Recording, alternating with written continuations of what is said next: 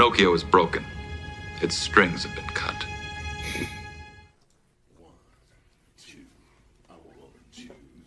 They say resist is futile.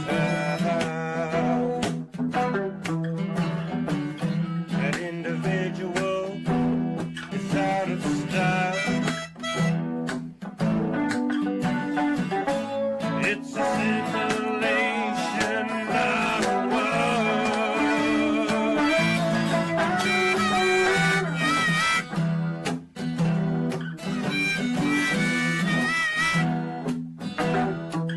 but I know less about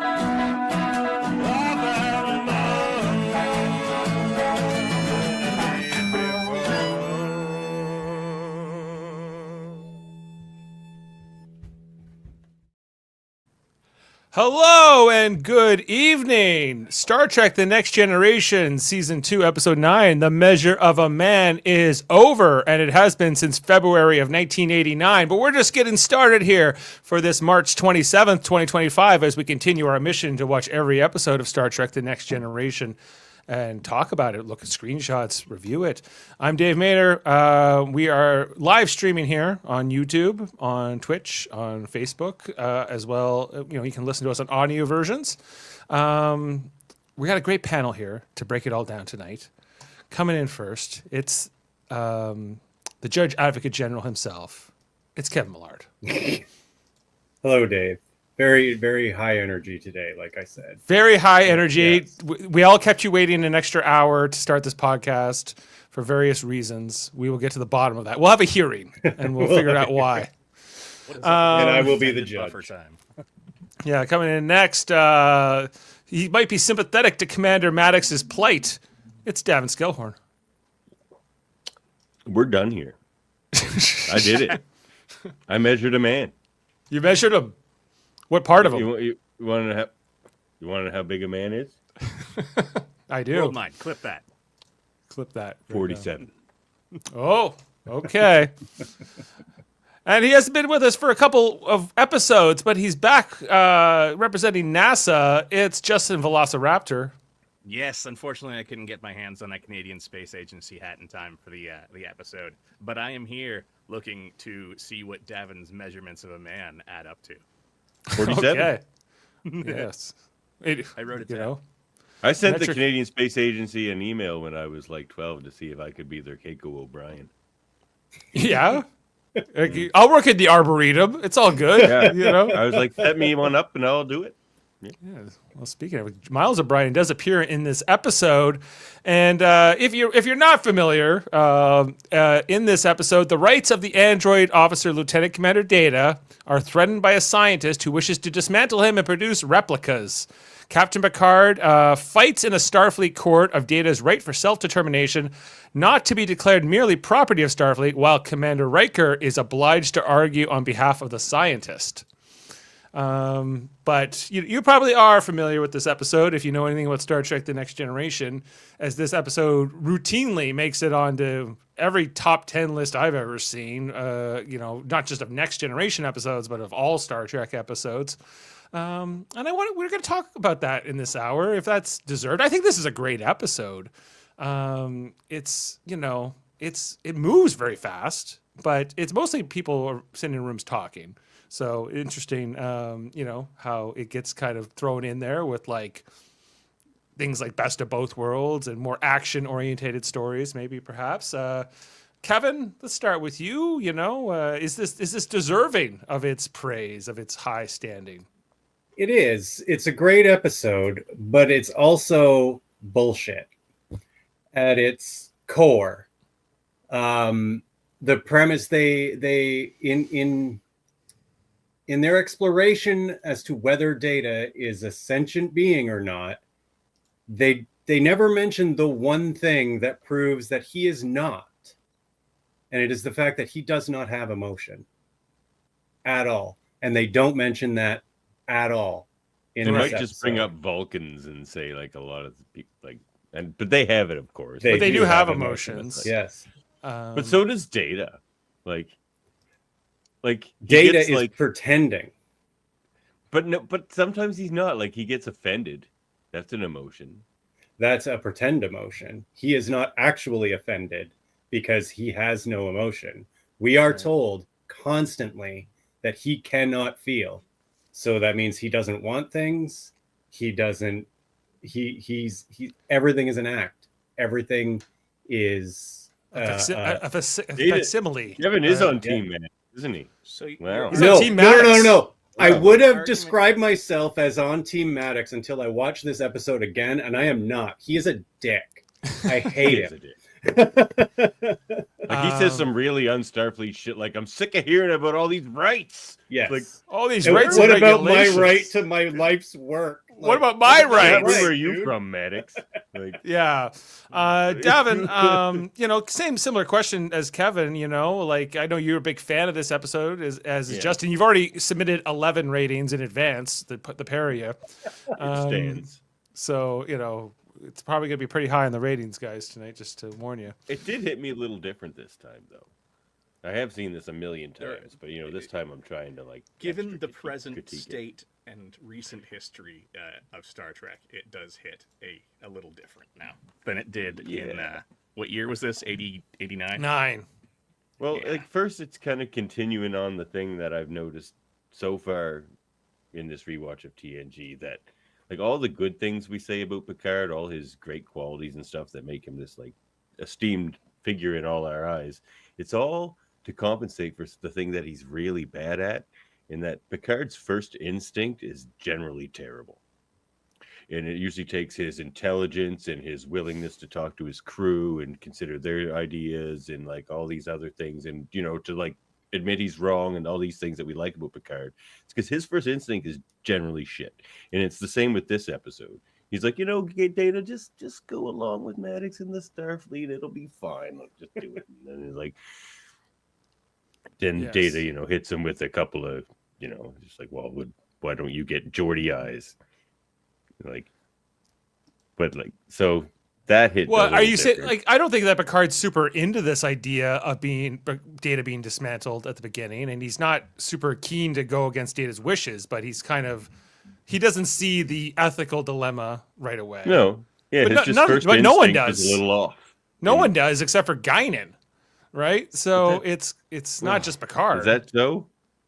Seems like it. No, Guinan just points out the like slavery analogy to him. And the funny thing about that, this is the other thing that hit me about this episode this time.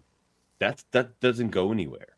Like they act like that point is what he's going to take back into the courtroom and win the case with. Like it's the and slavery thing. Like we're going to create a whole race of Datas and then enslave them all. But like that's not what wins. It's the uncertainty argument that wins it, and that's the argument he should have been making the whole time. He's just like, I don't know if Data's sentient. You don't know if Data's sentient. So because of that muddiness, we have to err on the side of let him figure it out, sort of thing. That's the argument that wins, because that's what she ends up saying back to them in her decision. So it's like that whole Guinan scene, you could have just erased it. I liked it. It's a great scene, and it does add to his argument, but it's not the thing that he... You don't think that's like the core of his argument, that he's like, we're creating an entire race of beings, and how we'll be treated, or how we'll be judged on how we treat that race? No, the JAG never mentions that once in her like big speech at the end. She doesn't. That didn't really hit. This whole thing wraps up. The whole courtroom argument, the hearing of it all, is like maybe the last 15 minutes of this episode, maybe 20. Like it is, it's quick, and I think there was somebody, I think Norman was commenting that there's maybe a longer version of this episode where the courtroom drama went on longer, more deliberations, more arguments. I think it got cut down. We'll get into that into the fun facts and trivia section. I'm going to get to Justin. Justin, I know you love this episode, and I guess my number one question is, what is the thing you love the most about it? What makes you consider it the best? I love, for me, it was the first time that TNG really, well, this and the episode right before this, A Matter of Honor, are the first time that it really delves into some of the more philosophical topics that I really enjoyed in the program. This is my all-time favorite episode, even after the rewatch. I don't think that sentience is necessarily governed by something that just has emotions. I don't think that that is necessarily required for sentience. I tend to or agree. self-awareness. Yeah. But I agree as well. and also for the Guinan argument, the last thing that Picard says to her is that her argument is about whether they're property. So she points out that what they've already been discussing is slavery. And he says, but that's not the point at all, is it? And that's the point that he realizes what his actual point is, which is the uncertainty, which is why he goes with that. But I really thought in my memory, I think about 3 weeks ago is when I rewatched this one the first time for a while. And in my memory, the argument in the end was more about slavery and about like the whole race of people and their responsibility to that, which it kind of was in the beginning, and it should have set up, according to her speech, it should have prevented everything that happens with the androids in Picard. Like, that should have never been allowed in Starfleet. So Because they that sort of, part didn't resonate with her. They That never went negate- anywhere with Starfleet because she forgot about that part. yeah, I they think she's negate more the moral impressed core that of this episode. she seems to be more swayed by the fact that Data and Tashiar got it on. Yeah. Oh, everybody was wondering about that robot. Yeah, like that's like she goes, oh, well, maybe he isn't property. Maybe he's a good lover. So And it's not emotion. That's where he earned Maddox's respect. How do you know it? Like, okay, if it's not emotion, what is it? well, there's the criteria is broken out for us in the episode. It's intelligence, self-awareness, and consciousness. None of those are emotion. So it's You don't have to be conscious of your emotions if you don't have them. right. What? You just have to, yeah. Well, You the just have to be consciousness, conscious if you of have yourself emotions, in a universe. Name me one thing that's conscious that has no emotion. Well, I don't think that exists in our world, but it's conceivable that it could. we can't. If it doesn't like exist, lizards, they don't think that a lot of lizards have emotion. If They it- think they We rely don't know entirely if on fish have instinct. emotions. yes, we do. How do we know that? Do we? Sure. I have There's fish. I can't tell arguments if any of them are on either side of it in science. You can't actually prove consciousness. That's one of the problems. That's why it's a philosophical argument for saints and philosophers as saints. opposed to a judge. Well, that's her line at the end. I know That's that's her her line. line. Yeah, that's why she goes in that direction. Which I disagree with one half of that equation, but Yeah, I think that the lack of emotion or the presence of emotion wouldn't necessarily be like based on the criteria that we're kind of at. But the definition of sentience is this sort of higher level of intelligence of a being. So when do we give AI rights then? When? that's going to be the Richard real. Hanley, That's going to be who the we, real test. interviewed over on Locutors of Trek, says according- we should already have done that. may have already According achieved to- that. what is it? Well, yeah, like I think that the presence of emotions makes a more compelling argument towards sentience for sure. It you know, I think with the lack of it, like so Lore would be sentient, but Data's not. You know, because he does Well, have emotions. Like That's that another doesn't thing seem- about this episode, where Data says he's alone and special in the universe. Has he just forgotten about Lore, or he just doesn't want to talk? He about did. He beamed him into the vacuum of space until some Packlets will find him in a it? little while. But Lore probably landed into a star. He's probably And, like, fine. It's probably just the other me thing now. The other thing I don't get is they have a detailed schematic of Data that Riker literally looks at to find the off switch. So why doesn't Maddox just use those scans? Why does he have to take them apart? I'm sure that the sensor technology, I mean, I know for the fact that sensor technology in this era would be able to have high resolution scans of Data's internal. Why is this It's even the a positronic question? brain. He just wants to. He has I to got a study the positronic. positronic. he has to get into the brain, but he's not ready yet. Like as far as Data's concerned, he's like, you're not ready to go. We'll get into the episode. I can't believe there's plot holes in an early season of There's Star some Trek: plot The Next holes. Generation. Okay, I want to point out this comment here from the Trek reviewer. He says this episode was written by a former lawyer, Melinda M. Snodgrass, who went on That's to a lawyer name, all right. get her name on the TNG writing staff.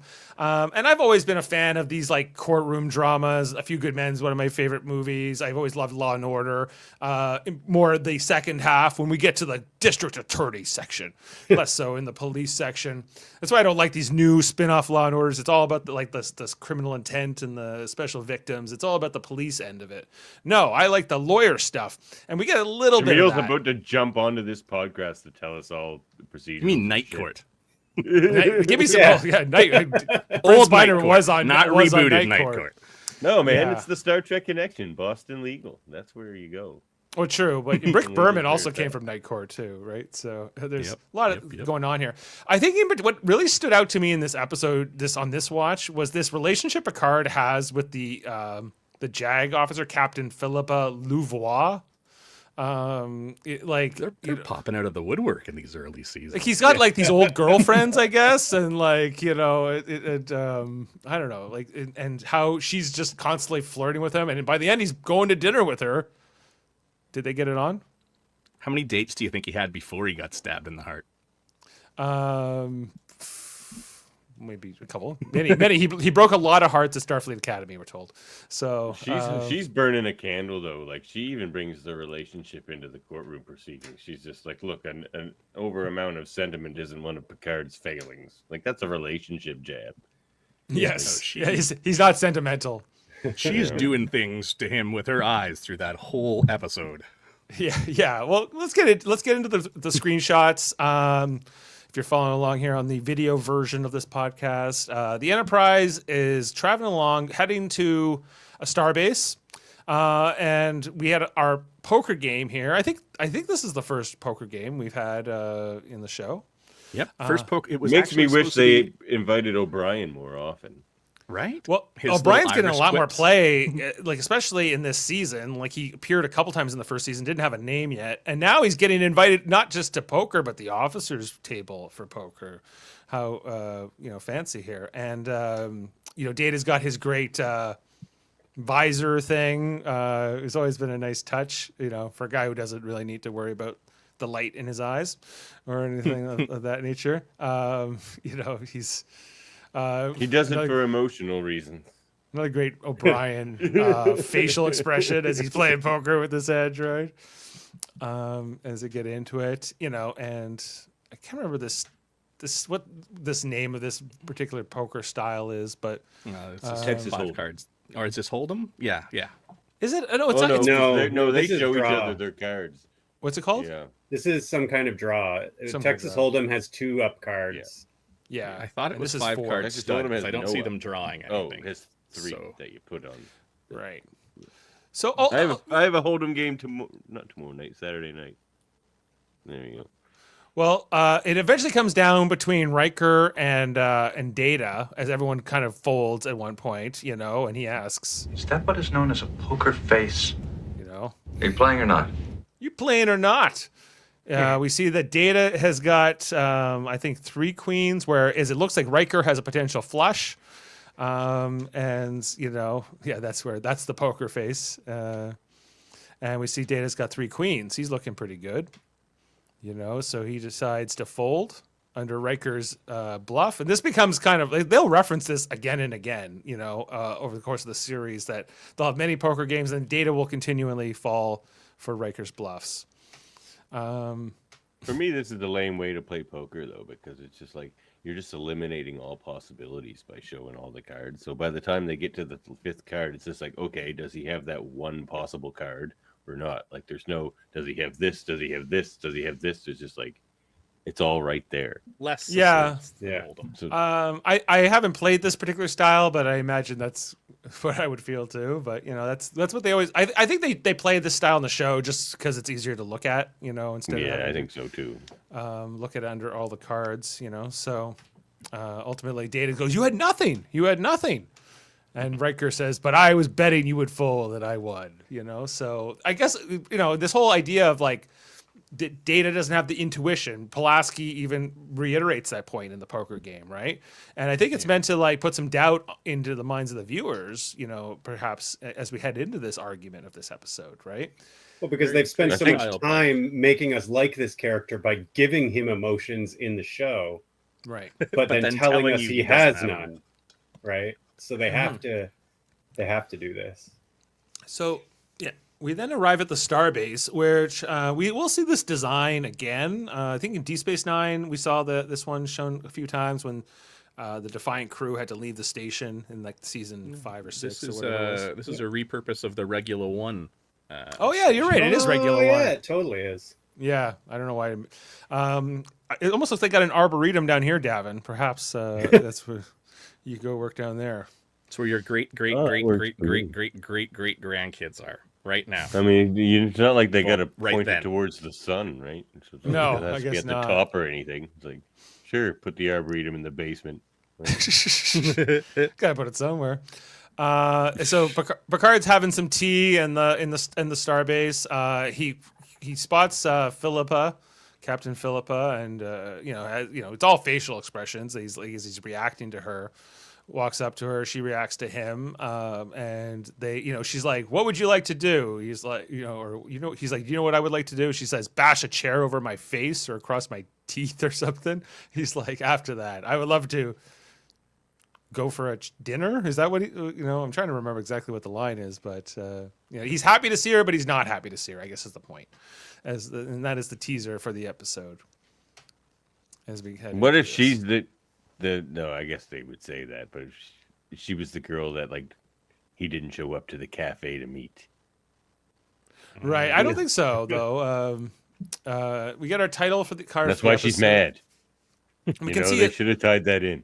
Interesting that we see I think that this is kind of like the remastered version of the episode, and that the Enterprise, which is a huge ship, and how much bigger this starbase looks in comparison to the Enterprise, is kind of demonstrated here. And so he sits down for a cup of tea, or I guess she's having maybe a glass of wine. And they're having a chat that, she left Starfleet for a while. She was the one who prosecuted him when the Stargazer was lost. And she was quite zealous in her pursuit of that court-martial. She likes, Picard's like, you like the adversarial process too much. Why does Starfleet always do that? Like they did that in Strange New Worlds too. Like of all the people that could have prosecuted him, would they ever choose his ex-girlfriend? Like, would that make any sense? They probably have like 10 million prosecutors in Starfleet. Like, Well, it was kind of like in Strange New Worlds where they got Captain Patel there to prosecute. yeah. She's not even a JAG officer. It's like I get No. in this episode that Picard and Riker need to fill those roles, but like it doesn't make sense on Earth for them to do it. Like Another plot all hole. the courtrooms and all the galaxy, you had to walk into mine. They also Yeah, they don't have Zoom in the future. Like they can't get a JAG officer on a video call. yeah, or why wouldn't you get the Admiral involved? He's kind of a senior Yeah. officer, but There's anyway. a ton of plot holes in this 11 we've given them here, Justin. Like another plot hole is she makes it very clear it has to be them or she's just going to rule in favor of Maddox. Like she's like, well, just get somebody else. She's like, no, it's you and you or that's it. But then Picard goes and talks to Data. He's like, look, if you want some other officer instead of me, that's fine. He's like, no, she said that wasn't fine, jump. Like, What I don't understand is why Riker does it, because Maddox is also a commander, and it seems like he would also be qualified to do it. But I get he wears a blue uniform, so maybe he's not. But anyway, so there's history here with Picard and his ex, Philippa Louvois, where he's angry with her, but he also kind of still has affection for her, and she likes to kind of tease him and everything else. They have an interesting dynamic. We never see this character again after this episode, but I think she was kind of interesting. Yeah, And then I Admiral. enjoyed this. Yeah, Admiral Nakamura shows up. Now, this Admiral, he's in this episode, and then he comes back in like season 7. But it's really there's quite a gap in between. He's not a true bad Admiral, but he's not a great Admiral either. Dave, uniform. No, I don't like this particular. It's too. Really? It's too much. It's too. I like Doesn't it. like the I like how piping. flashy it is. I don't like the how the rank bars are going vertical. Oh, What's it's that? great. It's so Yeah. it's different. Oh yeah, it's so good. He looks like he's in charge. The red collar, I don't know. It's like it's a little off. You know, I don't think we see. Yeah, we get a close up of it there. All right, it's not as good it's- close up, it's but the the full rhinestones. thing. like those bars should be turned sideways at the very least. You know, maybe I could get behind it then. Yikes. Yeah, Take that this one's strip not of this great. Romulan's uniform for my It looks for a uncomfortable. saddle trophy. Looks like if he looked down, his pips would stab him in the throat. I know they look like they're a little. It'd be a little irritating there. You know, at the very least. Very. Yeah. Anyway, so Admiral Nakamura aside, we then meet Commander Maddox, who he introduces Picard. He doesn't really tell him why Picard and him have business together. He just brings him along, and Maddox has like that face of a complete dick. You know, the Just one whole of those time. punchable mugs. Punchable faces. Yeah, absolutely. Casted well. Because they head over to the Enterprise, and Riker gives the whole Admiral on the bridge announcement. They're walking around, but immediately as Commander Maddox walks on the bridge, Data makes immediate contact, like eye contact. So they make eye contact with each other. Look at that. Data's He's thinking, what a looking dick at face Data that like the Traveler looks at Wesley. Oh Yeah. yeah, I'm gonna get some of that. Yikes. Yikes, Kevin. yeah. Hey, new fish. Okay. Data's like, I refuse the procedure formally. Anyway, so eventually, as the Admiral's working his way around the bridge, he finally says, "Oh yeah, and Commander Maddox is here to deal with your android." But So, the guy in like, the truck stop washroom said we were going to explore the universe together. Thought and feeling. Hello, Combined. Captain Picard. I'm here to talk to you about your android's extended warranty. Yeah, he's like, yeah, he's gonna deal with it, right? And then we see that Data's reacting to it, and then he goes, "Hello, Data." He's like, "You know each other?" Oh yes. Maddox was the only one who so there was a board when Data was getting into Starfleet Academy, and Maddox was the only one who voted against him getting in on the basis he was not sentient. Not a He's the sentient. Chuck Schumer of Starfleet. He's the Chuck Schumer. That's an interesting comparison. We then transition into the boardroom, the observation lounge scene. You know, and I like these little touches where they put the starbase in the windows. I think that this was all done for the new version, but where Commander Maddox, you know, he's kind of giving us his whole plan on how he wants to take Data apart, take his brain apart. He'll dump his memory into a database, and then when it's over, you know, Get he'll it, be a able to database. yeah, database. There you go. Haha. You know, and so Data's like, well, have you solved this problem and this problem? And he's like, well, not really, but I'm going to figure it out, you know? And Data's like, well, I don't think that's a good idea because you could, like, kind of kill me in that process.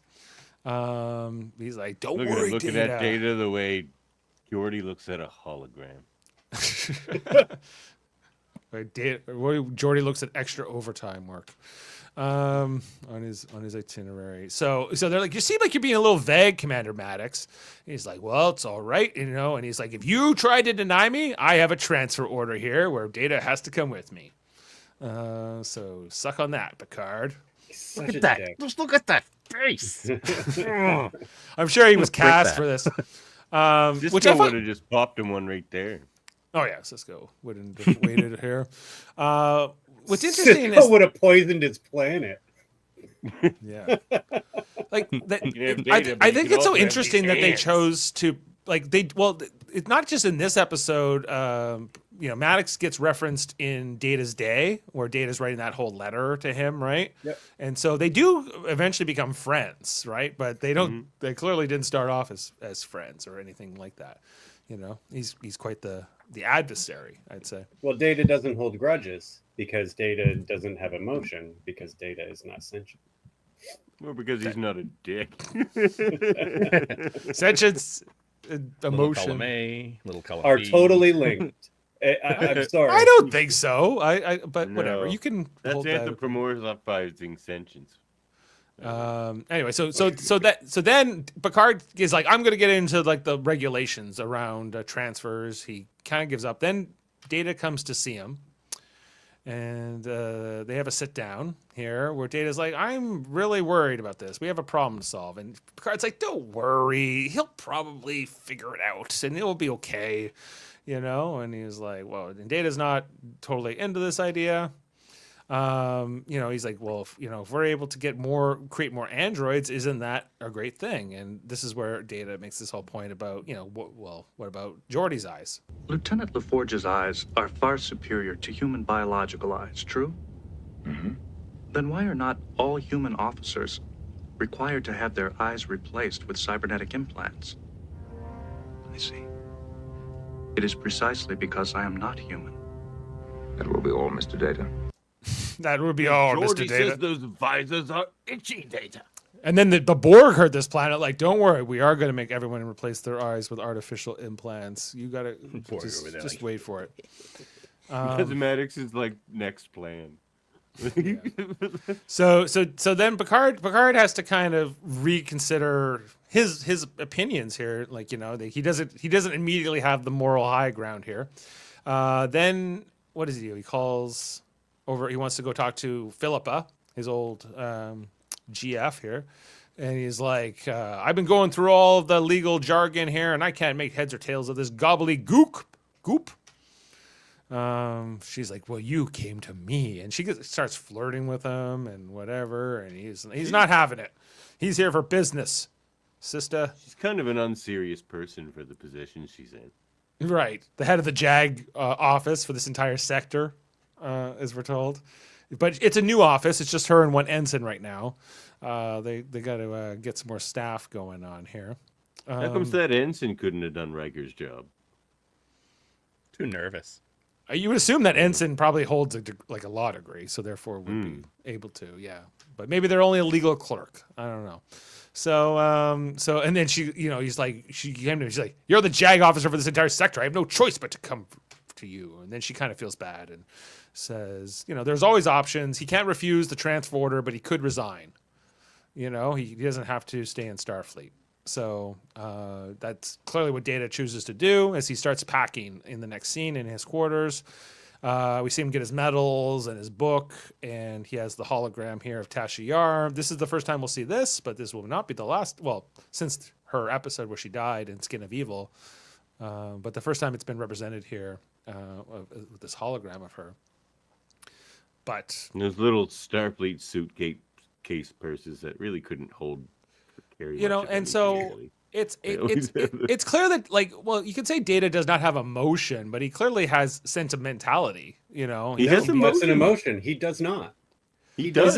He shows it all the time, regardless of what they say. He shows it all the time. Right. Yeah. They have to write it that way, or we will hate him because we emotionally connect to characters. He has no emotion. You go by the premise of the show, of what they constantly tell you. He has none. He has some. And they make it a story point that he transcends the need for an emotion chip. Well, like here with the medals, right? Where later on Picard will say, "Why do you keep the medals, the Starfleet medals?" And he goes, "I don't know." As he goes, "Is that vanity?" And he gets excited, right? And so, it's not. No, he doesn't get excited. He does. No, excited. No, he doesn't get excited. Is emotional. I don't know if it is an emotion. It could be just a physiological sort of mental response, to an emotion. Yeah. So then, when he gets the emotion or an experience chip, or a question, does he then become sentient when he gets the emotion chip? Yes. Right. Okay. Under Kevin's definition. Although I will say, since they made him go through Starfleet and all of this stuff, they have already decided he's sentient. You think so? He has a rank. He holds a commission. Yeah. It's not like, Riker asks him in the first episode, is this honorary or figurative? He goes, no, it's real. I'm a full officer, whatever, just like anybody else. They came up with some 24th century Turing test and he passed it, and away you go. Yeah. Then Maddox just walks into his quarters as Data moves into the next room to get something, I guess. And he starts reading his book. And then Data's like, "Hey, isn't it customary to knock?" He's like, but you really know what the meaning of the words are, or is it just gobbledygook to you? I keep saying gobbledygook. And Data's like, listen up. I'm not going with you. I'm refusing the procedure. I'm not going to put myself there. And then, Maddox says, well, I thought about this, and you can't resign because you're property. And what about my rights to do my work? Talk about like having no self-awareness. Like the guy who's constantly questioning Data's humanity constantly shows a lack of humanity. Hates Dr. Mengele. Right. Well, I think he's meant to be like just a driven cyberneticist who, puts a lot of the ethical dilemmas aside, seemingly for personal gain, perhaps. So then they go to see Philippa, who, they make this summary arguments. Commander Maddox is saying, I know he seems like he's a person. I know he seems like he's like a sentient being, but he's not. But he's pretending, is what Kevin would say. Yes, it's all facsimile. It's all Yes. and this is the I can argument. ask ChatGPT to do this very same thing and act like a human, and it can do it. It can There pretend. are people right. that I think are just pretending to be people. Well, I think this is also the same argument with like the holograms later on, right? Like the holograms, like the Doctor, and things like that. Are they truly thinking? For me, like I guess like the idea of sentience comes down to thought, and this idea of consciousness and this ability to have an original thought as well, and not just. There are definitely people that can't have an original thought. You can't. Yeah, say like that all for of them. sessions. Yeah, Like most all of them. No, all of them. We are incapable of original thought. Everything that we think is something that has come into our brain and then been put together. Like, you can't just pluck something out of nowhere. The essence Is there of not creativity. originality in the recombinations, Kevin? Yes, but it's There you not a wholly original thought, and a computer can do No, that just as well as Nothing we is can. wholly original. Yeah. Well, anyway, so then this eventually gets to this argument that Maddox makes. He's like, let me put it this way to you, Captain Louvois. Would you, if the computer of the Enterprise said that they would not undergo a refit or would not go under a refit, would you allow that? And she goes, well, that's an interesting question. Data is, a computer is property, the property of the Federation. So. Ambulatory Bird says Data shows a consistent drive for self-preservation, problem-solving, learning, forming relationships, etc. At what point is that good enough, regardless of what's inside? When he feels it. I have an answer. When he feels it. But Kevin, I don't really understand this position you have. Like this, you just decided that you think a fourth criteria is emotion. No, the one criteria is emotion. Which one? No, he would Emotion. say ignore the other three, and emotion is the one that we should be counting, not those other. Intelligence, self-awareness, consciousness. Yeah. Those are the three criteria. No. Kevin says emotion. no, it's not. Yeah. So emotion, the fourth criteria is my. No, guess? it's the only criteria. Kevin is emotional saying that life. the only criteria is emotion, Yes. which is He's saying ridiculous. toss those other three. No, away. because like dogs have emotions, they're not sentient. Yeah, they are. Yes, they are. Dogs are sentient now. They always have been. No, Well, they're lobsters not. are. Lobsters are. And octopus. I don't think you know I don't think you know what sentience is. Okay, hold on. I do. Oxford University, I believe it was, that did the study that decided lobsters were sentient. Okay, actually, maybe Kevin's got a point here. Okay, Why, even as a Nova Scotian, I don't eat lobster. sentience They're very smart. is the ability to experience feelings and sensations. There you go. That's not the But definition. they give feelings us. are not necessarily emotions. He can feel sensory input, and technically that qualifies as feelings. It may not necessarily imply higher cognitive functions, such as awareness, reasoning, and complex thought process. I guess so. That to me, that's what a sentient being is, like something that could. So the opposite of the definition, then. No, See, I so think If you what prick the him, problem does he is not here bleed? is that this episode confuses the argument of sentience with the argument of personhood, which are Yes. two different things. Exactly. Yes. In Asian religions, the word sentience has been used to translate a variety of concepts. In science fiction, sentience is sometimes used interchangeably with sapience, self-awareness, and consciousness. So They're basically arguing, like to your point, Justin. Sapience is They're not arguing his sentience. They've already granted him that. He's an officer in Starfleet. They are arguing his personhood. They're arguing whether or not if he's property. Sort of, but they're basically arguing whether or not he's a dog. Like dogs will grant sentience, but not personhood. Or Like, as still... Maddox says, is he like the computer? Would you grant the computer? I think once they made him go through Starfleet Academy, they've already acknowledged his personhood. And his they don't. rights. The Then there's computer, no case. because it performs for 3 years, doesn't get promoted to lieutenant. Right. Central computer. So Maddox does have one argument though that he and Data actually talk about, and it's actually Data's argument, but I don't think it works. Data's just like the important, like the thing where he forgets about lore. He's like, I'm the only one. I'm this creation of Dr. Sung, and I'm a unique thing that adds to the beauty of the universe. And Maddox's point is exactly that's why we need to create a backup, and then maybe a backup of a backup. Because if you get thrown into a sun or blown up on this ship, then that beauty is gone forever. It's like, so you could argue Data's point just reinforces Maddox's point. So, in terms of what they're defining sentience as, it's personhood, it's self-determination, it's the ability to reason, right? yeah, Which I think must have a different term for what we're actually getting at, because I think we're led to like I've always interpreted it as like a sentient beings, like a human, a Vulcan, not a dog, A lobster. Not a lobster, but No, definitely a lobster. But under this definition of sentience, which is just the ability to experience feelings and sensations, then No, not this definition, the definition. what's that elephant test where they have to recognize exactly. their own? I thought you were reflection? tired, Is that Yeah, elephants are sentient as well. This is low energy me. Come on.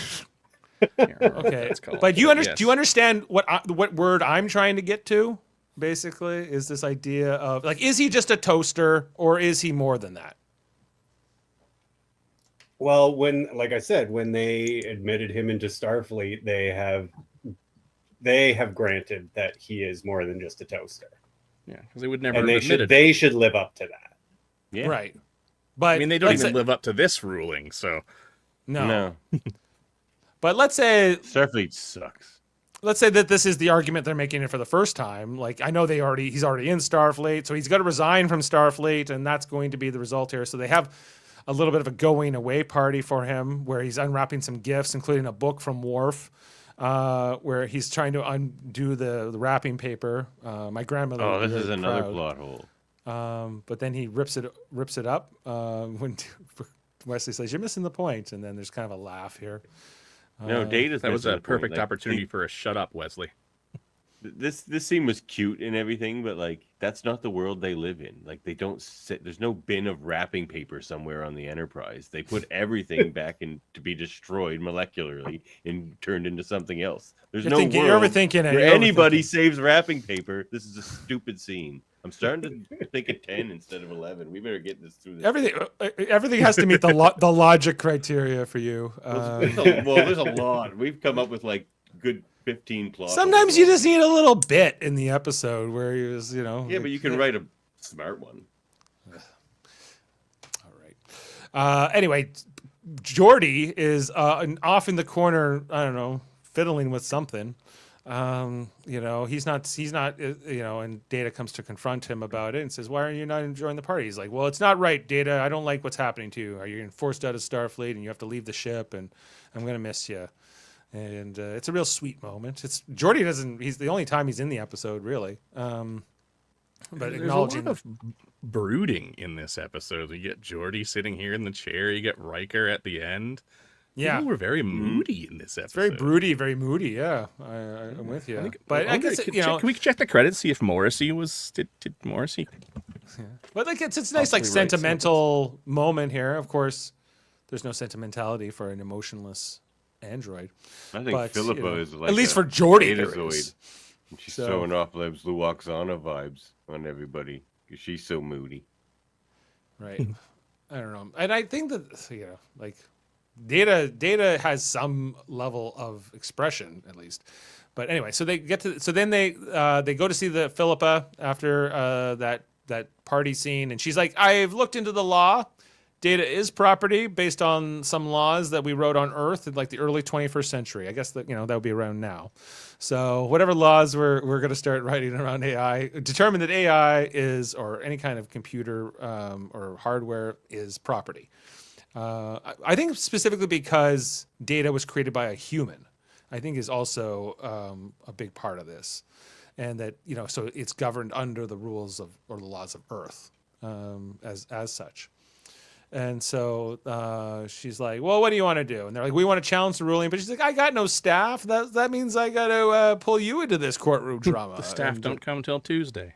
They're not here until That's Tuesday. right. They're not here till Tuesday. Forget that admiral that you saw earlier. He's too busy for this kind of stuff. And so they say, well, Riker, you're going to have to be the prosecutor. And he doesn't want to be the prosecutor.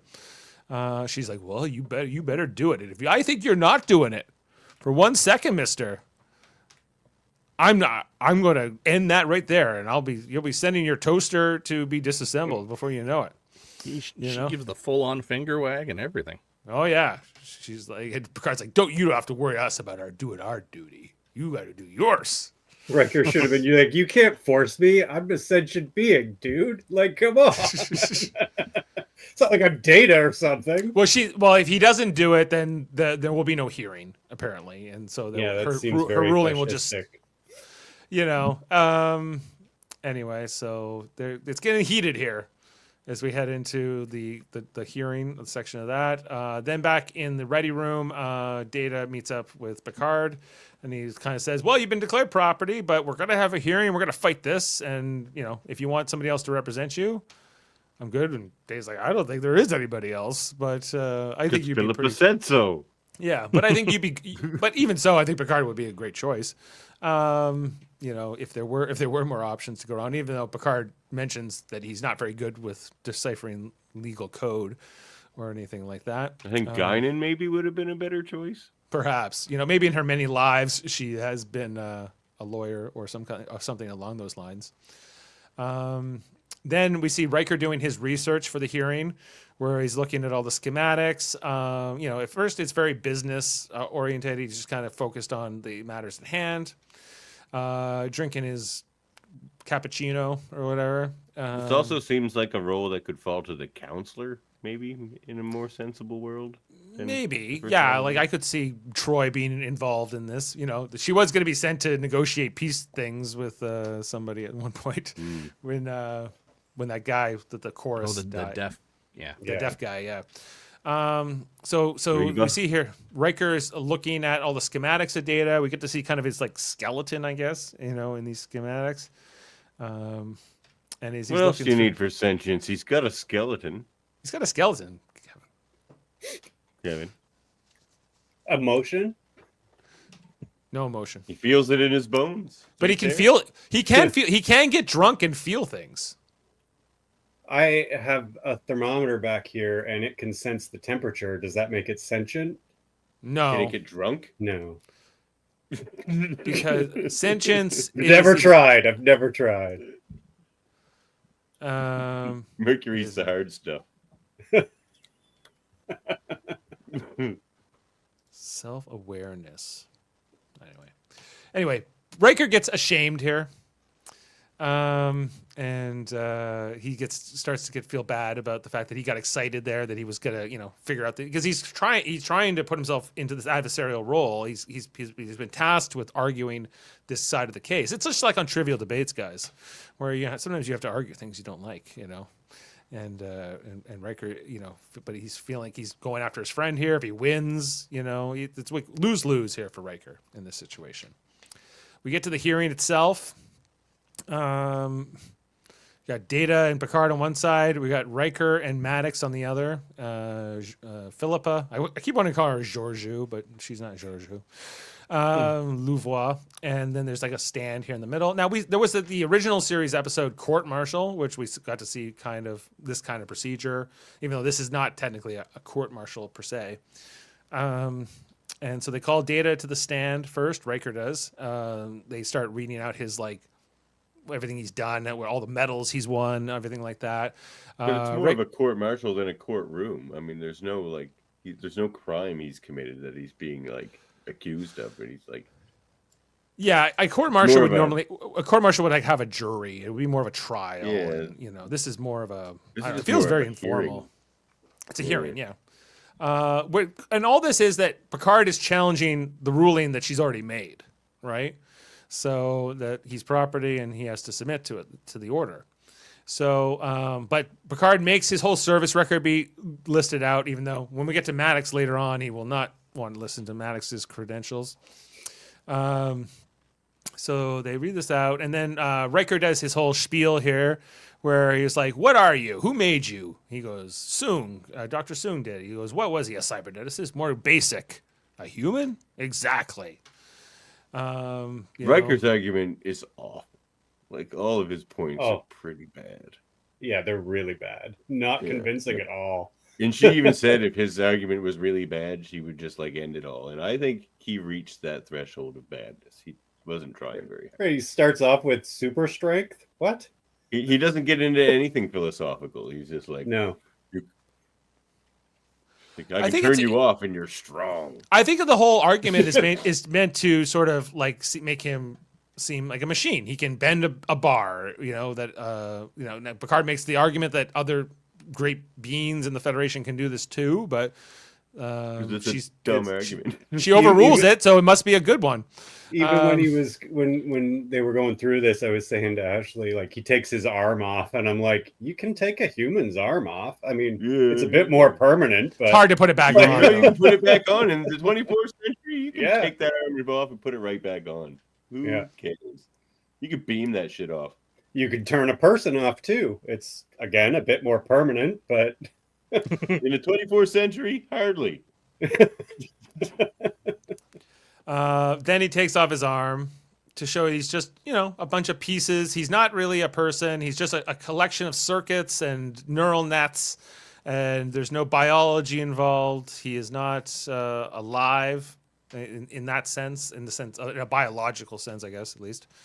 And I mean, Kevin's argument is better than Riker's, even though we're not buying Kevin's argument either. But it's still better than Riker's. But Picard, I don't know. Picard seems convinced. He even will say as much later on. And then, his instincts are bad in these early seasons. That's why.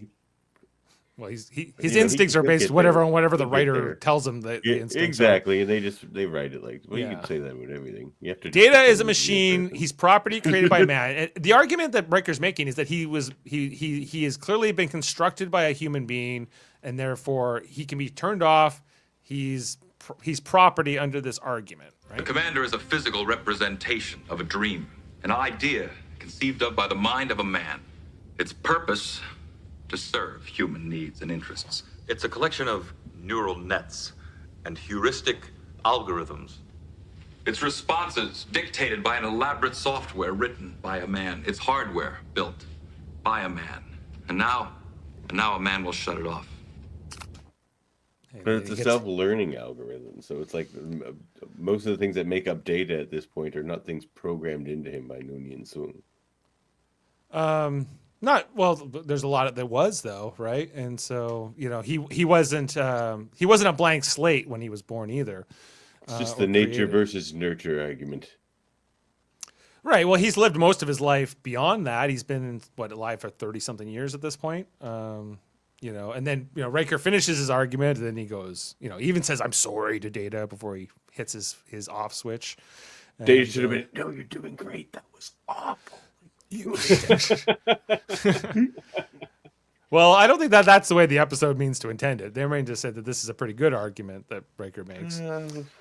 It's fine if you don't think so, but Picard thinks so. Philippa thinks so. Well, she's awful. She is truly awful at her job. Well, Picard is willing to go on with a date with her after, so she comes around at the end. That's good. You got Maddox here, full. He's like, "Oh, I'm loving this. This Riker guy's great. He was a great guy for our team." And Picard's looking defeated. He asks for a recess which is granted. So then we got When Maddox is bad at his job. This whole episode is just people being bad at their jobs. Sure, they're all bad at their jobs, Davan. So This then episode. everyone in Starfleet. Like Riker's putting on a bad show, and like, yeah. Well, why do you think it's a bad show? Because you can come up with the counter argument to everything he's saying.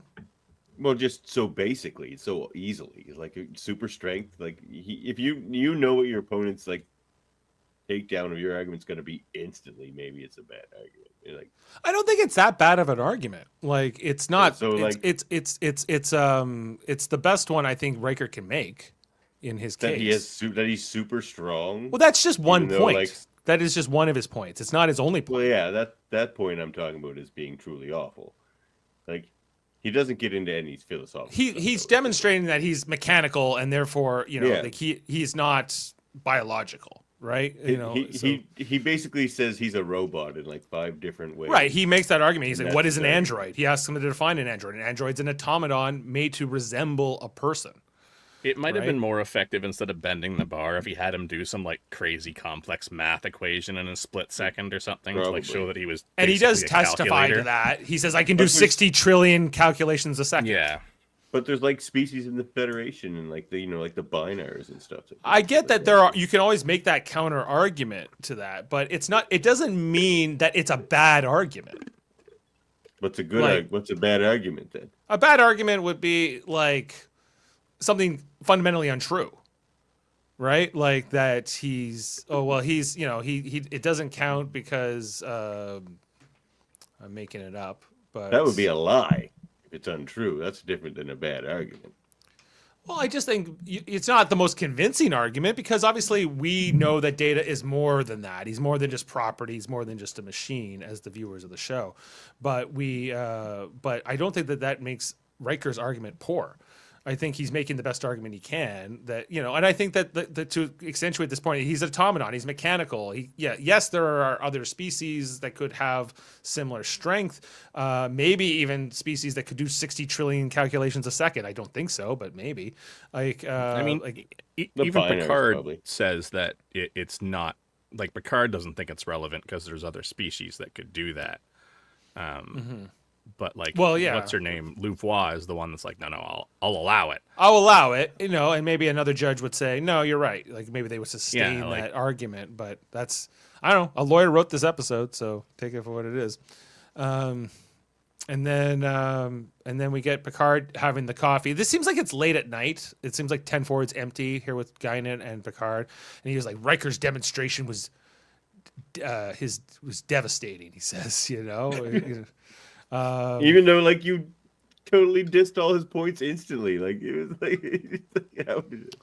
Oh, Well, my God. Picard's not a This lawyer. scene wasn't even in the episode to begin with. They wrote this in as an afterthought because they realized they hadn't fulfilled their contractual obligation to Whoopi Goldberg. Yeah. Oh, really? This She's whole only scene, she's yeah. only That in this makes one sense. scene. Whereas the slavery thing never comes up again. It was just added for the scene after the fact. That makes sense now. The Yeah, this is distorted nature of that. A great conversation where with Guinan here, where she gives her speech. Like this whole idea of disposable people. The ones you don't have to consider. And she's really talking about empathy of of humanity here, like your inability to have empathy. Consider that in the history of many worlds, there have always been disposable creatures. They do the dirty work. They do the work that no one else wants to do because it's too difficult or too hazardous. And an army of data is all disposable. You don't have to think about their welfare. You don't think about how they feel. Whole generations of disposable people. She just Talking described about Starfleet slavery. engineers. I think that's a And red shirts. Yeah, I was just say red Ooh, shirts. well, any army commander really, who's got to send his troops into battle and whatever. But this idea of he's like, you're talking about slavery, and she's like, oh, that's harsh, but she knows she's not, right? And even if Data doesn't have emotions, but that doesn't mean that he can't be a part of a race, right? Yeah. Emotions aren't Is the Enterprise part of a race?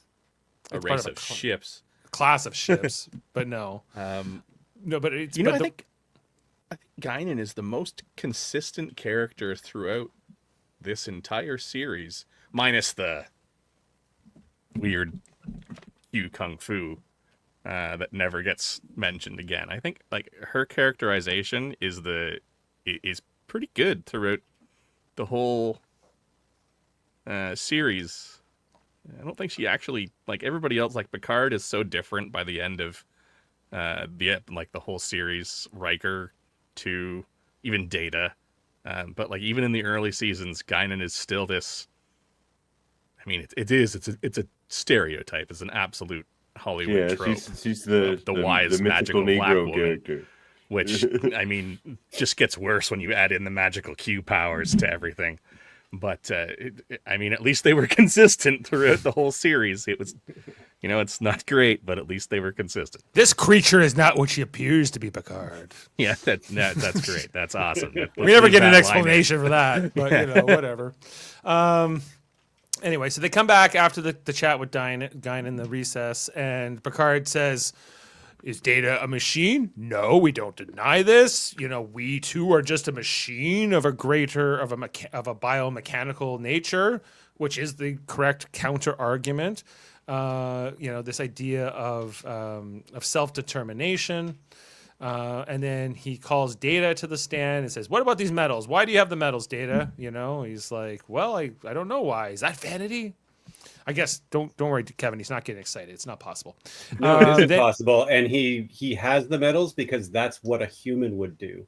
So he's just it's just imitation. You're saying this imitation. This is just imitation. He was given a book by Picard, that he says he values, but it's just simulacra, right? So you're saying Data is he the thinks that sincerest someone would form of value that flattery. book. Right. So I think Yes. So if you're a Riker, you would be making. He's just pretending. This is all just pretend, right? That should be the argument Riker should be making.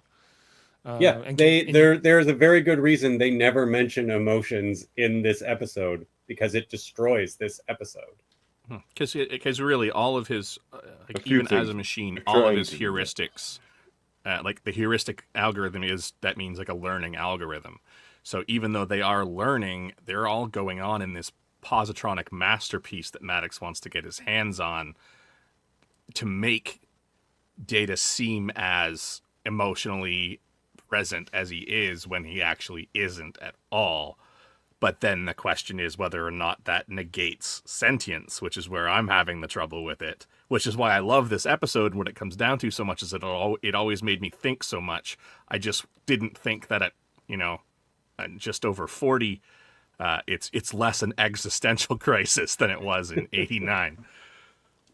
Yeah, well, obviously, Data is played by a human actor who does have emotions. So it's hard for us to truly separate ourselves from that because we're going to empathize with this actor, But if he was actually just a box, like Maddox says, like with blinking lights on it, would we feel the same way?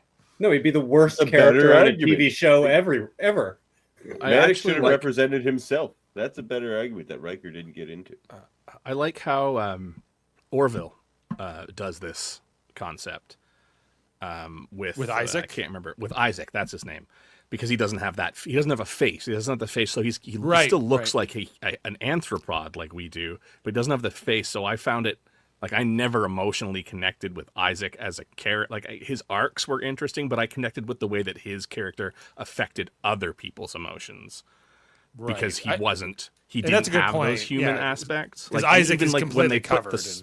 when they put the special, like the Mr. Special Potato Head, the Mr. Potato Head pieces on him, just to illustrate the fact like he doesn't have the face, even with that joke, to add the eyebrows and that to like his emotions and stuff. So like Kevin's right. Like I never.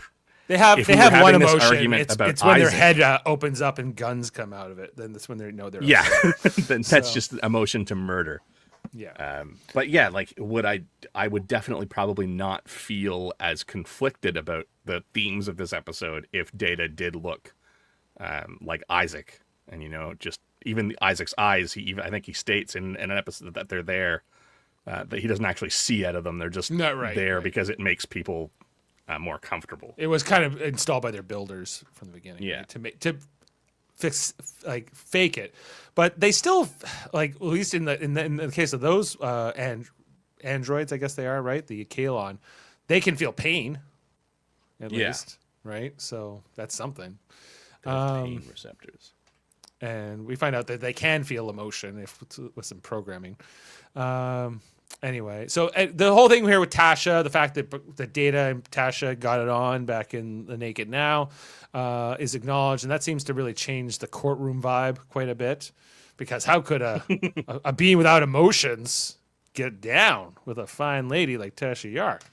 Wait a minute. You know, Kevin, there's one thing we know from Debate 9, that there's nothing you hate more than a speciest argument. That's right. So I figure all this talk about the measure of a man, that's kind of speciest. What about the measure of a chicken? Also, Does that have value? Yes. Yeah. Right now, an incredible amount of value. Pet value, yes. Whoa. Yeah, Flying away. fly away. I'll be back. Okay, so there's this whole part of the episode where Maddox takes the stand as a hostile witness, as Picard says. Like, this is a hostile witness, so I'm going to, you know, and then he said, now, this whole argument of sentience, which I've believed for the last 30-something years, Kevin, and now you've torn it all down, because I've never bothered to look up the definition until this moment. But, so, yes, based on the definition, not just your definition, the definition. The themes of this 21st episode century. still stand, and the lessons still stand, and it's still great. I'm being very technical. Well, but this is a technical procedure, this courtroom, right? And, you know, and he said, you know, so he gets Maddox to define sentience as self-awareness, intelligence, and consciousness, not in that order. And, you know, and he is like, well, is Data intelligent? He immediately says yes. Data is intelligent enough to meet that criteria. So, you know, they say, is he self-aware? And he goes, Data, where are you? He's like, I'm in a courtroom, discerning my right to self-determination. Seems pretty self-aware to me. And then consciousness is the third one. Now, consciousness, I think, is that, I guess, as Justin's been explaining, is the most like Kind of nebulous. Nebulous. nebulous thing that is, it's more of a philosophical opinion, right? And how that all comes down. But this sort of like stream of content, a mental state, a mental process even, you know, is sort of like the idea of consciousness. Like if I can fantasize, I can come up with a plan to do something or not do something, you know, all those things are, or change my mind, you know, I think that's kind of this idea of consciousness, which obviously is not just, you know, that criteria is not specific to, like just humans, but so based on that definition, that's why I was like, well, dogs are not intelligent enough to be considered sentient under what I thought this was, but obviously they can feel and they can experience sensations, and they are intelligent. They're more intelligent than like a fish, but like they're not as intelligent to like, you know, write a symphony or something like that. I think some country, I might be wrong on this, but I think some country did grant personhood to some of the great apes. Or at least that was a big question a few years ago somewhere, right? About some primates' personhood. I can't remember. Right, and like, and if there's any like poaching of apes, you know, chimpanzees or whatever, is that just murder, straight up murder, you know, at that point, right? And versus just, you know, I guess the other definition would be cruelty to animals, you know, and how you kind of draw that line. But Data's not an animal, but you know, it's kind of being.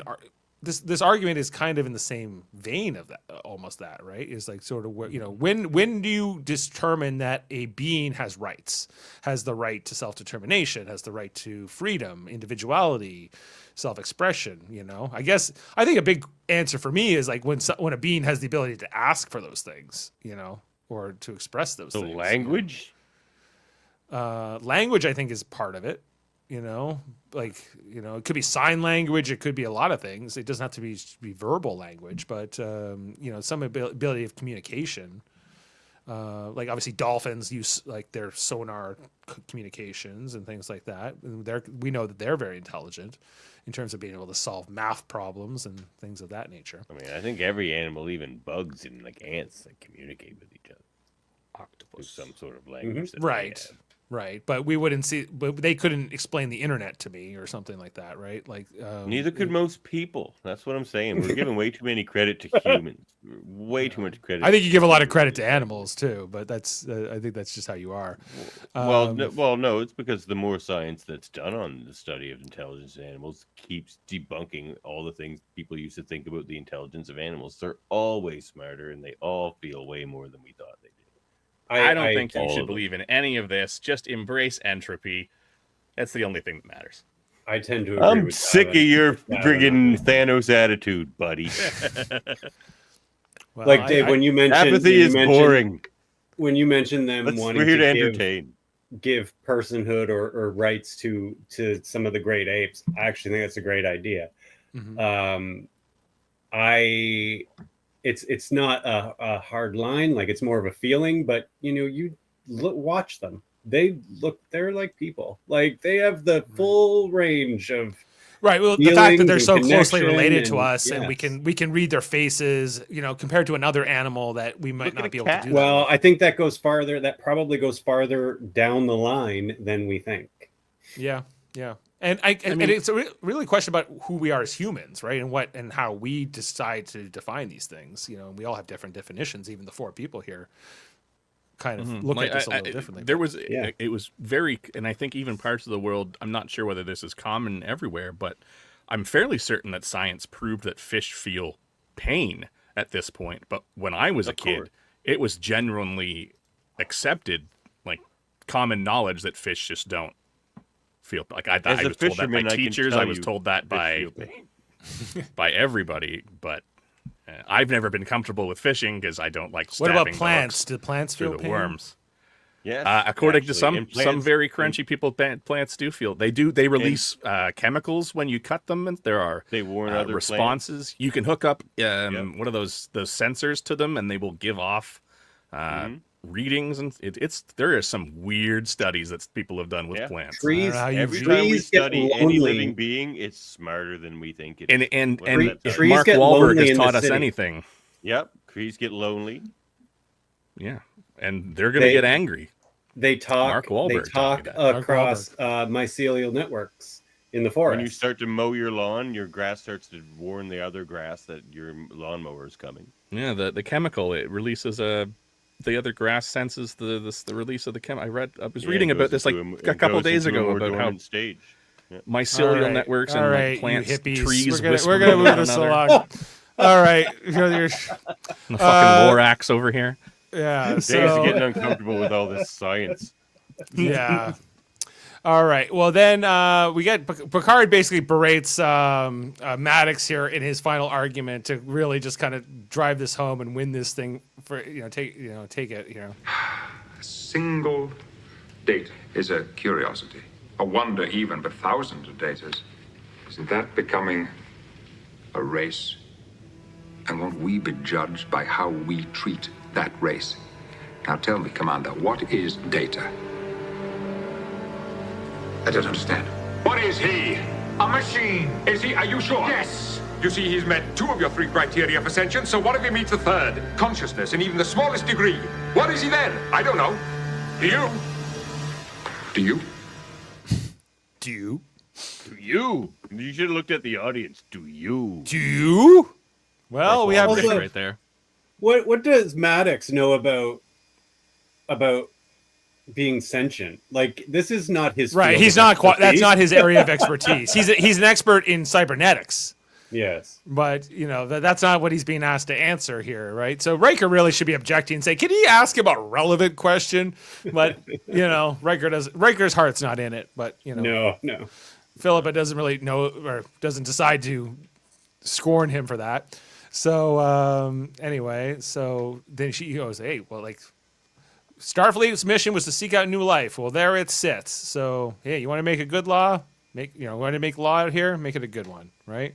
So then Philippa doesn't even need to deliberate. She's like, I don't know. I'm looking at that Data sitting there, and I don't know what he is.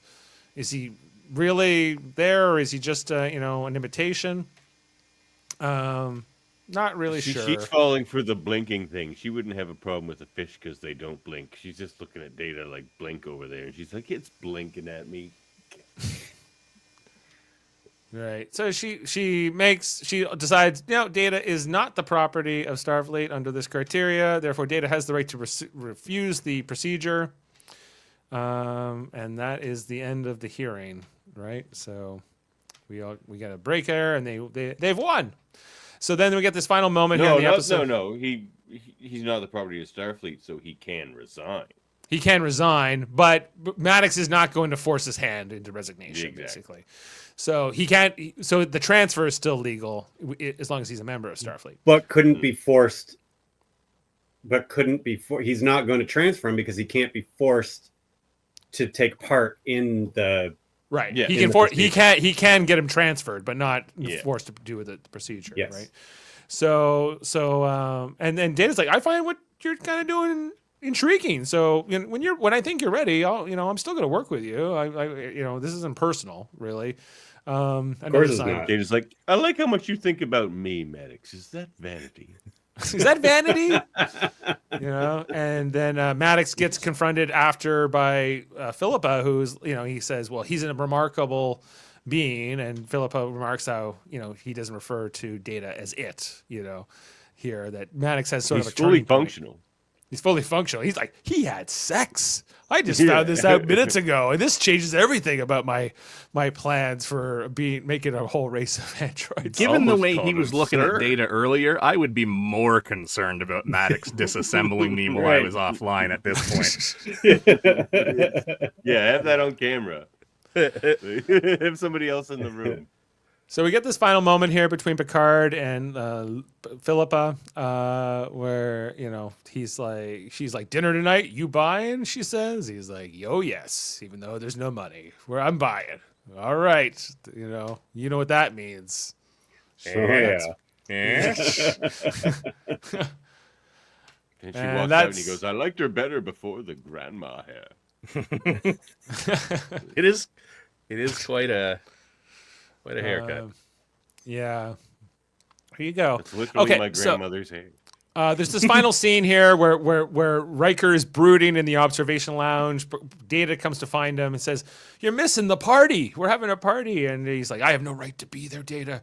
I nearly won. I made so many great arguments. Davan didn't think so, but I made some great arguments. And This is a bit phony. Like, I don't think it's with Riker's character to think that way. Like, I think, for him to he would have to think so little of his crewmates to think that they would think that of him. Like, he's supposed to be the people guy, the guy who understands his crewmates and stuff. Like, I don't know. He's real broody. You're right about that. Real broody, and it doesn't make a lot of sense. I just feel like there should be like dashboard confessionals, screaming infidelities playing softly in the background of this episode on the acoustic guitar. Just in this scene, maybe. Yeah. Data says, well, like, this, like you had to do it. You had no Riker's choice. You had to do that job. So you really, and even though it hurt you to do it, you did it. So I won't forget that. I love that line. That's a good line. But Data likes, and Riker likes that line. He's like, you're right. I will come to the party. I just needed a little bit of forgiveness to clear my conscience here. So they head off to the party, and that is the end of the episode. Only took us an hour to rip through all that. So I wanted to see the episode end with Maddox walking out, and then Picard saying, Mr. Worf is going to escort you back to your shuttle, and then Worf would just like, come with me. And then it cuts to the end of the episode, and I can imagine what happens after that. he can also bend a metal rod. Okay, let's get into our trivia and anything we might not know about this yet. Also, I saw that Heather commented earlier that she was a fan of that Admiral's uniform. I like everything except for the accent on the arms. because I feel like that ribbon of Romulan material across here went down and curled oddly across the back of the sleeves and then came down across the front. It almost works for me, but those rank bars are unforgivable. I liked it from afar. It was atrocious close up. Close up, yeah. Mm. So as we mentioned, Melinda Snodgrass got this, wrote this episode, a former lawyer. You know, this was kind of written during the strike, the Writer Guild of America strike, and consequently, you know, needed to use existing scripts. So that's kind of how this got put out there, because she wasn't a regular member of the writing team at that point. She says, everyone seems to view the episode as a Data script, but it's really a Picard script. Data is the catalyst, but the stress is all on Picard. I agree with that. And she also recalled how Gene Roddenberry nearly shot down the story. As to the issue of law in Gene's vision. So in Gene's vision, he nearly killed this episode because, according to Gene, there were no lawyers in the 24th century because if people had criminal intentions, they had their minds made right. She says, I found that chilling. So Star Trek was more or less saved from Gene. Yeah. Like, Same with boobs and like good weird bones. Yeah. And I want to stress the word bone. So she says, I pointed out to them that you have contracts that have to be negotiated and conflicts of law between different legal systems and divorces, et cetera, et cetera. There was no way that there would be no lawyers in the future. And I guess Gene Roddenberry was like, I guess. So he thought there would be no problems in the future except captains of starships would punch people all the goddamn time. Like there's no problems in the future, but there's always a reason to give someone a knuckle sandwich. That was his view of the future. 50% bad morals, but nothing wrong. And nothing. Yeah. Captain Louvois' office was built on stage 9 in a space across the corridor from the transporter room where swing sets were commonly built. The space was last seen as a lounge in the outrageous Akona. Oh, that's right. Okay. And some elements of that room were retained. A temporary wall was built outside the office door in the middle of the corridor, set to block the standing corridor wall. The Starbase restaurant was a new set built on stage 16 that contained the series Planet Hell cave set. The computer room in which Riker researches data for his prosecution is a mild redress of the medical lab set. Yeah, I didn't really recognize that set. And so the courtroom set was a redress of the TOS movie bridge set that was first served as the TNG battle bridge as well. A couple more things here, everybody. The Daystrom Institute, first mentioned here, was a homage to the character of Richard Daystrom from the original series episode, The Ultimate Computer. Okay, so, and we'll see the Daystrom Institute gets referenced quite a bit more after this. Data's rights as a sentient being would again be a challenge a season later in the episode The Offspring. There, the issue was whether Data could assert parental rights over his daughter, Lal. In both episodes, Picard asks as Data's advocate. Admiral Nakamura tells Picard that Starbase 173 has been established in response to the disturbances along the Federation Romulan neutral zone, which were first referenced in the episode The Neutral Zone. These disturbances will later be revealed to be early attacks by the Borg. I feel like we see Nakamura like 10 times. You sure it's not like 10 times? I think it's just twice. Yeah. This like episode not even features on screens, like even on like he might get maybe in dialogue. I could see his name being put in dialogue maybe. This episode features the rare interim pattern Starfleet Admiral uniform, which was only seen twice in the second season of TNG. The uniform departed from the first season Pip Triangle Admiral insignia and introduced the pipped box version, which was the standard Admiral insignia for the rest of the Next Generation and all subsequent series.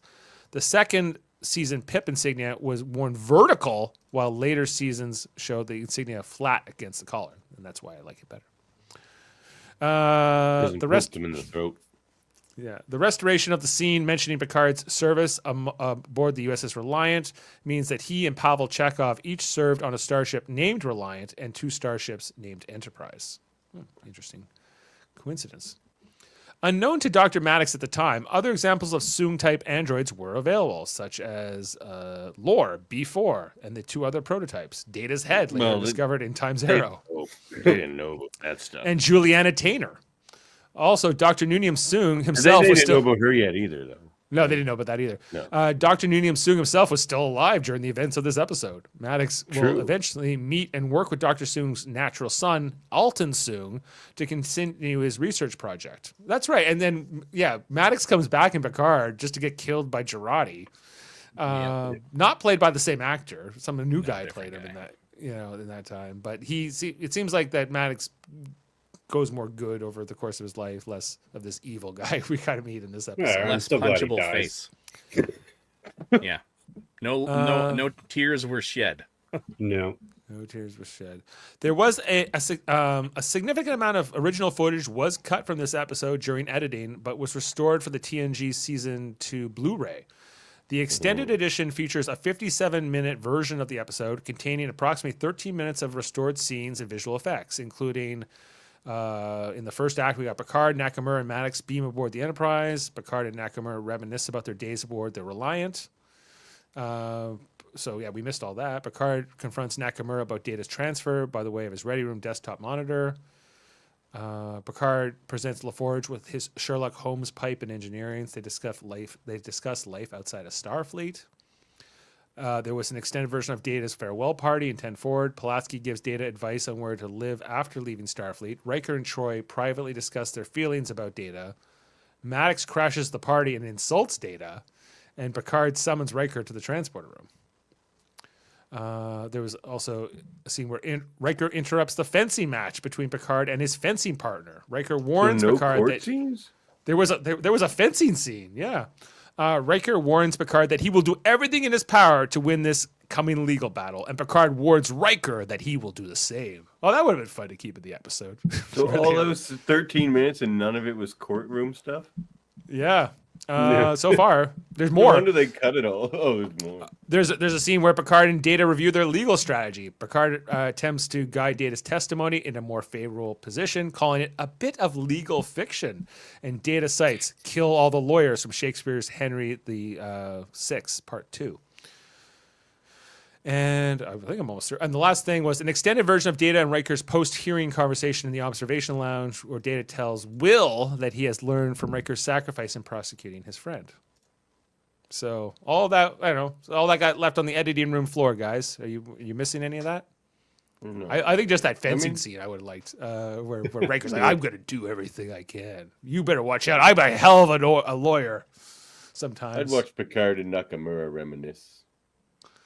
That would have been all right too, yeah. But that's it for the episode, guys. In terms of our trivia and our summary. But now we're going to rate this episode. Now, as I've mentioned, Justin and Davan have already submitted ratings of 11s. Are you leaving your ratings there, guys? No, not. My 11 will stand. It's still my favorite, warts and all. It's not my favorite. I can think of like a bunch of TNG episodes off the top of my head that I think are more deserving of an 11 than this one. Like The Wounded, for example, I like a lot better than this one upon rewatch. And I think it has less plot holes. It was a lot. I'll still give it a 10, but like... Okay, taking it down to a 10. All right. Yeah. But like, Kevin? Man, TNG, even when it's great, can still be a little frustrating. I still like this a lot. The lessons still stand, even though I'm being very technical. I would give this a 9. Still an excellent episode. 9. Yeah, I like this just as much as last week's episode, if not more. So I'm comfortable with a 10 on this one. It's everything I wanted in an episode, even if they weren't, super technical in their legal interpretations and everything else. So we're averaging a 10, everybody. Kevin's 9, Justin's 11. They meet up at 10, and David and I both give 10. So it's a perfect episode, everyone, even though it's got warts. Whoa, are we going to call it a perfect episode? Don't make me lower it to a 9. It's far from perfect. It's a far from perfect episode that happens to have a rating of 10, Davin. So we'll leave it there. I like that better.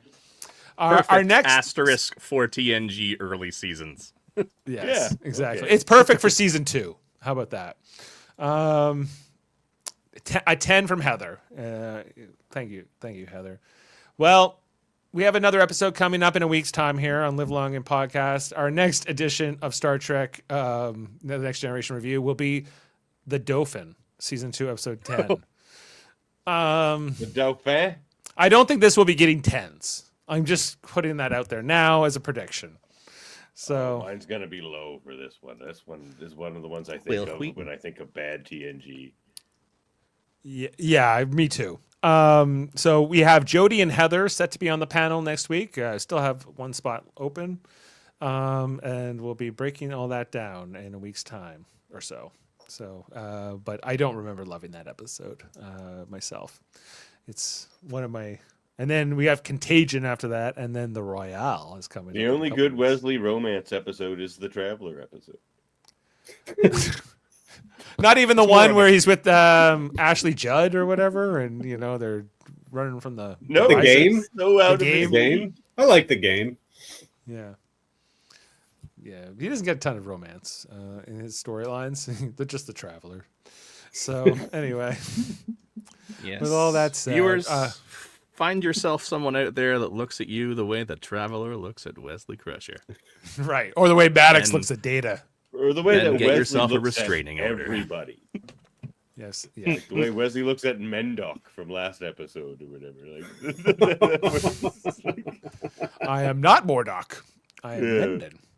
Yeah, well, this is true. I wonder what became of him. Anyway, everyone, we're got the next episode of Next Generation. Also on Saturday, I'm going to be doing an interview here on Live Long and Podcast with Sean Farrick from WhatCulture.com, TrekCulture.com, getting all into him, with what he's been up to on that channel and just how he, got started and his story and getting to know him more on the air. So that should be fun. Look out for that. I think it'll be Saturday morning, our time. I should have worn my my Trek Culture T-shirt today to celebrate that. Should have dug that out. Yes, coming Ireland's own. Also, we are almost done the Orville, or at least up until the end of season 3. We'll be dealing with the season 3 finale on Monday, and we're going to see if there's any more after that, if there's season 4 or not. But it could be the end of it.